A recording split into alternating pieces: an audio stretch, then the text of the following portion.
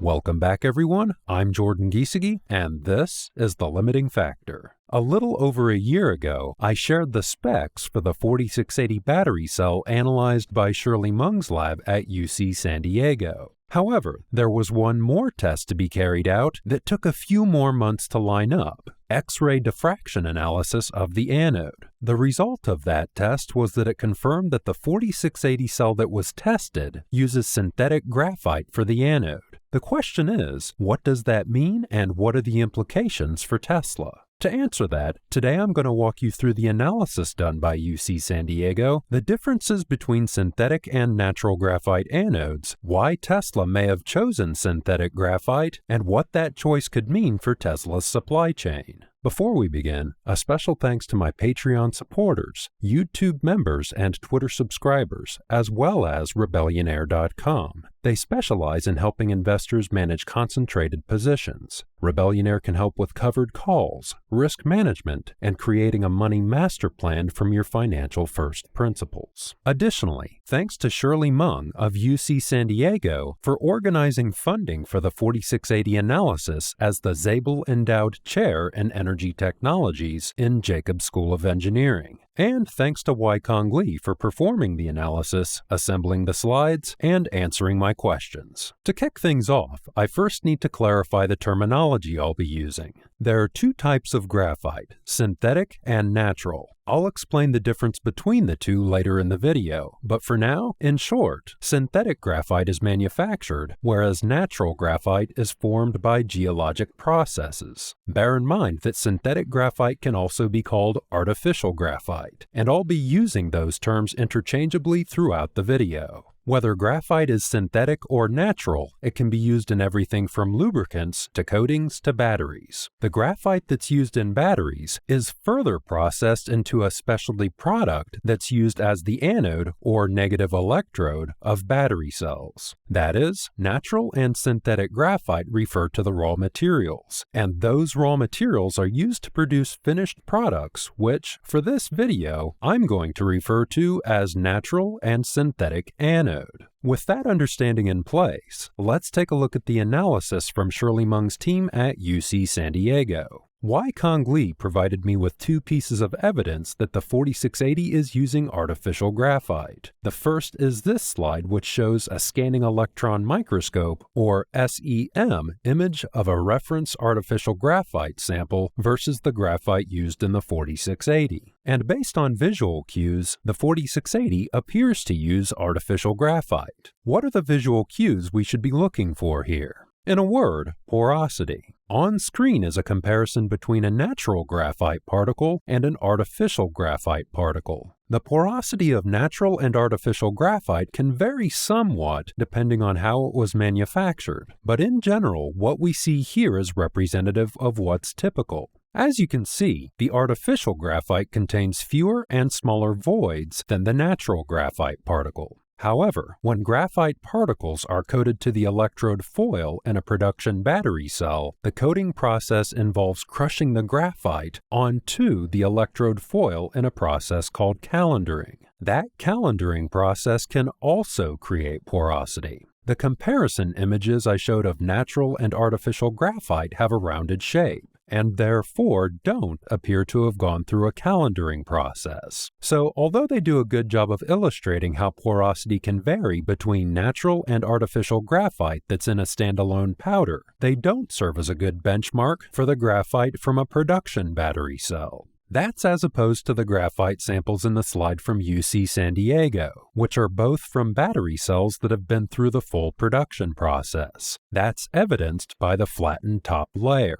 If we look at the porosity of the artificial graphite reference versus the 4680 graphite, we can see that the porosity is relatively similar. That is, at first glance, the SEM images appear to be similar materials, which gives us one point of verification that the 4680 is using artificial graphite. But what about a stronger verification signal? UC San Diego also provided this X-ray diffraction analysis. X-ray diffraction, or XRD, basically means shining X-rays through a material. The way that the X-rays bounce through that material gives a fingerprint of that material. Artificial and natural graphite have distinct XRD fingerprints. So if you compare an unknown graphite sample to the known fingerprints, it allows you to confirm whether you're looking at natural or artificial graphite. On the far right of the slide is a reference plot that provides a key for what those fingerprints look like. However, it uses a lot of jargon and acronyms that I can boil down into plain English. With that in mind, I'll remove the reference plot to simplify the page, leaving just the analysis results. For this analysis, Wai-Kong Lee used two benchmarks for double confirmation.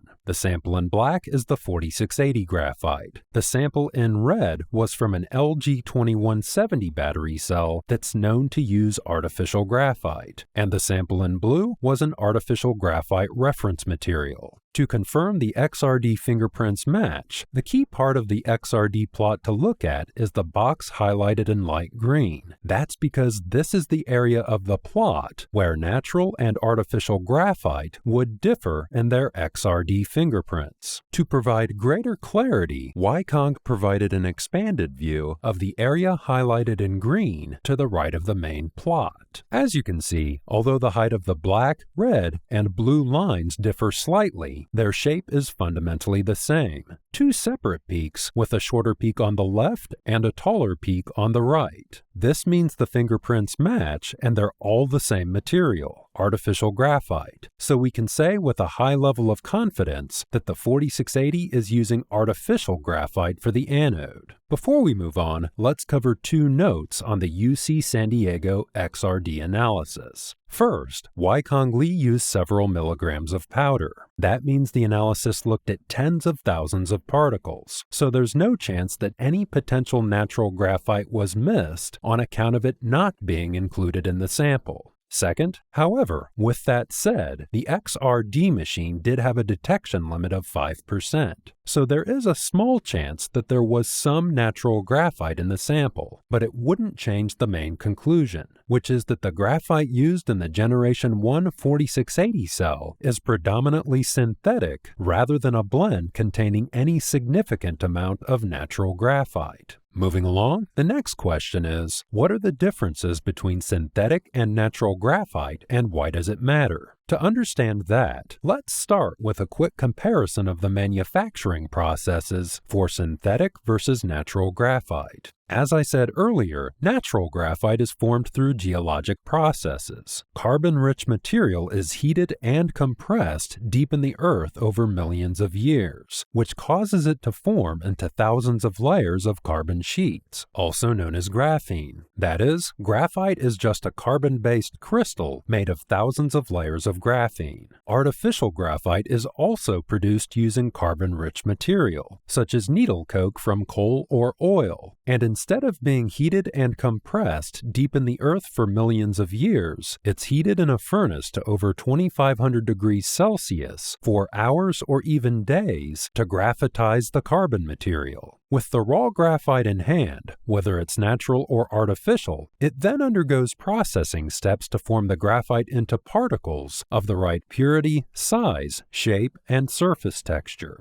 After those steps are complete, the graphite becomes what I'm referring to in this video as natural anode and synthetic anode, which is a finished product rather than a raw material. The next question is, how do the cost, performance, and environmental profiles of natural and synthetic anode compare? First, with regards to cost, in the past 4 years, on average, the price of synthetic anode has typically cost about 15 to 25% more than natural graphite. That's because for natural graphite, Mother Nature did most of the work, whereas heating the synthetic graphite feedstock to thousands of degrees Celsius for hours or days uses about 13 to 14 megawatt hours to produce each ton of graphite. Second, with regards to performance, when I did a meta-analysis of natural versus synthetic anode a few years ago, the conclusion I came to was that performance is heavily product-dependent, but that overall, natural anode offers great performance at low cost, whereas synthetic anode offers excellent performance at high cost. What do I mean by performance? Synthetic offers higher cycle life, thermal stability, and better charge and discharge rates. Natural anode can have an edge in energy density, but it's typically only a 1 to 2% advantage. The biggest advantage that natural graphite has over synthetic is that it tends to have much lower GWP, or global warming potential, by around 75% less. That raises the question, if Tesla's mission statement is to accelerate the world's transition to sustainable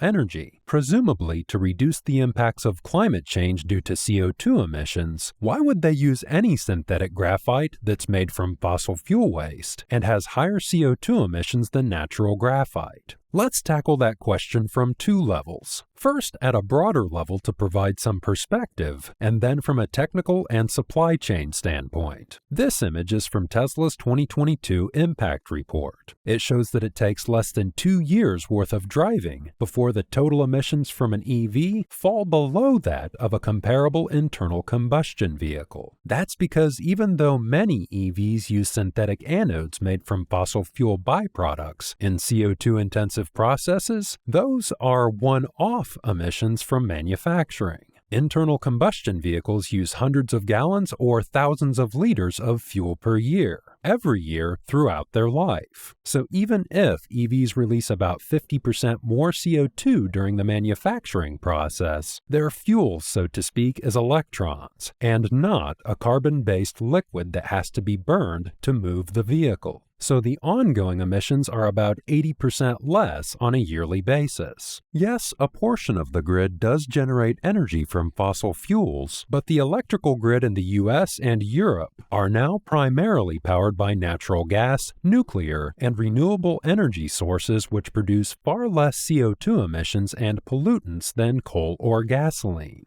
With all that said, the fact that the lifetime CO2 emissions of EVs is lower than internal combustion vehicles still doesn't fully explain the logic of why Tesla would use synthetic over natural graphite, which at face value would appear to reduce total emissions even further. So what's going on here? In my view, that face value assessment fails to take into account technical and supply chain variables. Let's take a look. Bear in mind that this is my best guess at Tesla's graphite anode strategy from what we know at this point in time. That strategy may evolve over time, and they might use different anode material or blends of anode material in different continents, or even different lines at the same facility servicing different products. The first reason why Tesla's using synthetic anode is that, overall, it has better performance or the performance characteristics they're looking for. As I said earlier, albeit at a higher cost, synthetic is able to offer higher cycle life, better thermal stability, and better charge and discharge rates. Tesla's certainly run the cost-benefit analysis, and at least for the time being, they view higher cycle life and faster charge rates as a priority. The second reason could be scalability.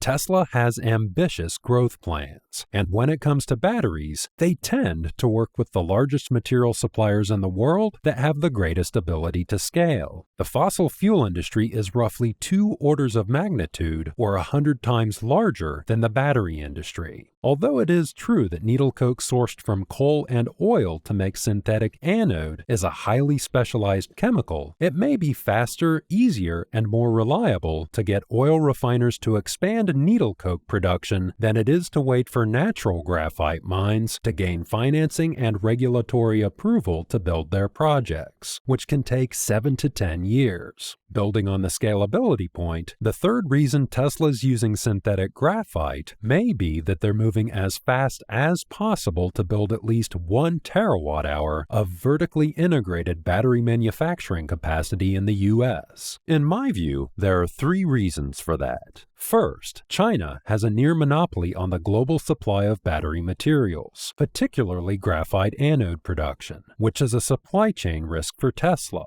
Second, it's an opportunity to reduce the manufacturing-related CO2 emissions of their vehicles. And third, it'll reduce logistics costs and CO2 emissions from transport. Let's take a look at each. So what's the path of least resistance for Tesla to build a vertically integrated graphite supply chain in the US? Tesla's Austin Gigafactory, which will be home to most of their North American battery cell production, is in the heart of Texas. And Texas is of course the heart of the fossil fuel industry in the United States, with ample refining capacity and expertise nearby on the Gulf of Mexico. In fact, on the Texas-Louisiana border is Phillips 66 Lake Charles Coke production plant. Outside of China, Phillips 66 is the leading worldwide producer of needle coke used to produce synthetic anode, and Lake Charles is only one of 2 global locations where Phillips produces that needle coke. What all this means is that the precursor materials that Tesla would need to create a vertically integrated synthetic graphite anode supply chain are already there on the Gulf Coast, near the Austin Gigafactory. Why would Tesla use natural graphite if there's a ready-made supply chain on their doorstep that, at least for this decade, potentially has the ability to scale to huge volumes of raw material relatively quickly? Furthermore, vertically integrating synthetic anode production in and around Texas would also give Tesla a chance to address the 2 primary drawbacks of synthetic anode, which are that it has a large CO2 footprint and that it's typically more expensive than natural anode. As I said earlier, needle coke has to be heated to 2,500 degrees Celsius to graphitize the carbon, which is energy intensive. Since most synthetic graphite is produced in China,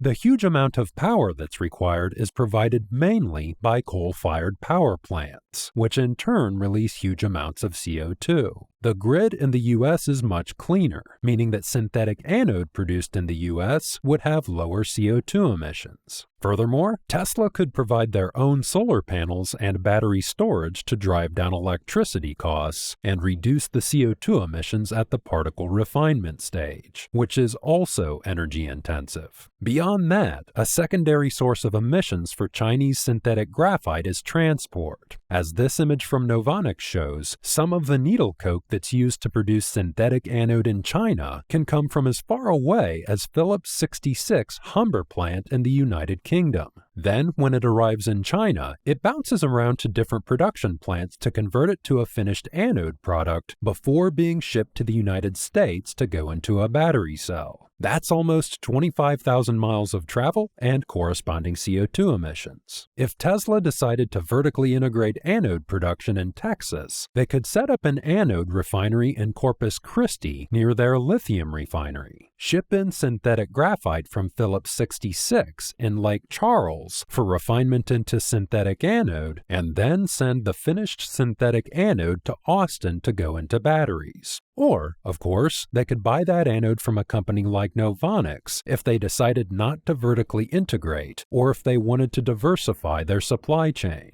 Novonix is pursuing a similar vertical integration strategy in the US, and their assessment shows that by using hydropower and reducing transport distances, that they can achieve a 60% reduction in global warming potential for their synthetic anode versus a comparable synthetic anode from China, and a 30% reduction in global warming potential compared to a natural anode from China. It looks like their calculation may have been different from Benchmark Minerals' calculation, but even in a worst-case scenario, synthetic anode produced in the US from clean energy would be roughly on par with natural anode from China. Finally, on cost, as I showed earlier, synthetic anode typically costs significantly more than natural anode. However, that cost advantage is narrowing. The price premium for high-end synthetic anode produced in China is now only about 7%.